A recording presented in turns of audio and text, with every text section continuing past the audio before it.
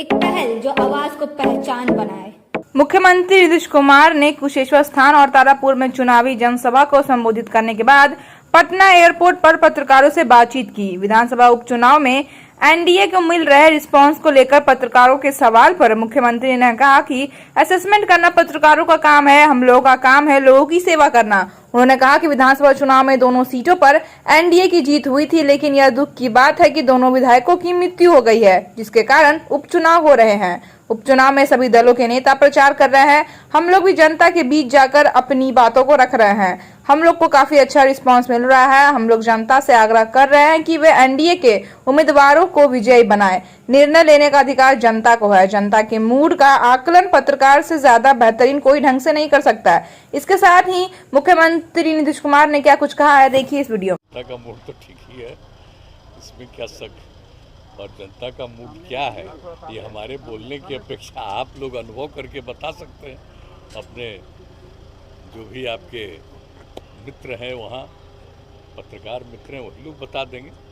लेकिन हम लोगों का कार्यक्रम था, ये कल भी था और आज भी था। आज सब 3 जगह मीटिंग करके अभी लौट गए। अब जनता मालिक है, फैसला करेगी। जाए ना भाई, सबको है अपना जाने का, उसमें हम लोग को क्या करना है। वो कह रहे हैं कि हम यहाँ पटना आए ही हैं नीतीश जी का विसर्जन करने के लिए। छोड़िए ना, कर दे, गोलियां मरवा दे।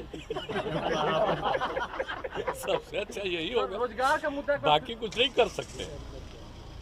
अगर चाहें तो गोली मरवा सकते और कुछ नहीं कर सकते, समझ गए ना। रोजगार का मुद्दा सर, महंगाई का मुद्दा कर रहे हैं कि क्या रोजगार को लेकर वहाँ पे प्रदर्शन हुआ है। नहीं, कुछ मतलब नहीं है। आप देख नहीं रहे कि कितना ज्यादा हम लोग रोजगार के लिए काम कर रहे हैं, और सबको नहीं पता है।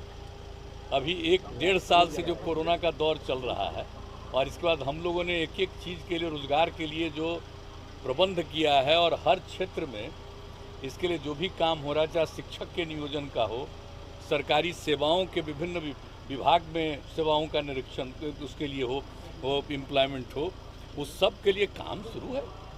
अब किसी को कुछ पता नहीं है कब क्या दौर चल रहा है, क्या स्थिति है, ये सब की कोई जानकारी नहीं है, तो उसको क्या कहना है।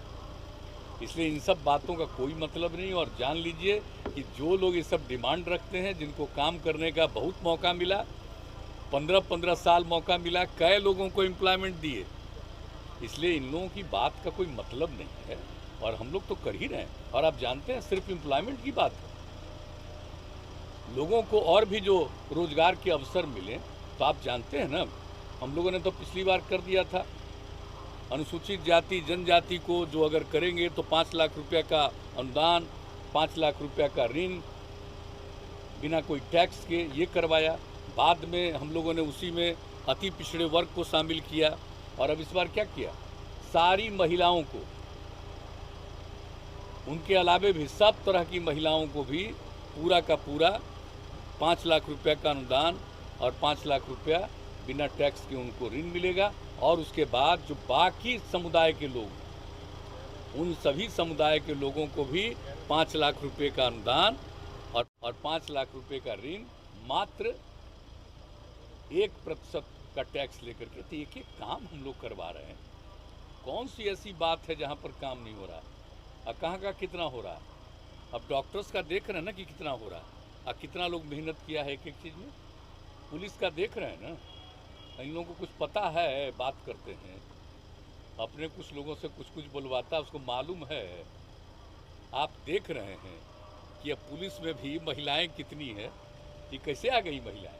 अच्छा, इन लोगों के समय में तो कुछ था नहीं, और अब बिहार में पुलिस बल में जितनी महिलाएं हैं, हम लोगों ने उसका आरक्षण दिया ही, और उसका जो जितना रिक्रूटमेंट हुआ है, तो आप जरा देख लीजिए।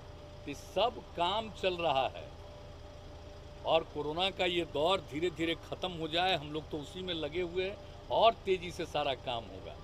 तो एक एक चीज़ हो रहा है, लेकिन कुछ लोगों को तो कोई काम से मतलब है नहीं, अंदर रहना है, वहीं से सबको फ़ोन करना है, कुछ भी करना है। तो ऐसे लोगों का क्या है, लेकिन ज़रा जवाब तो दे।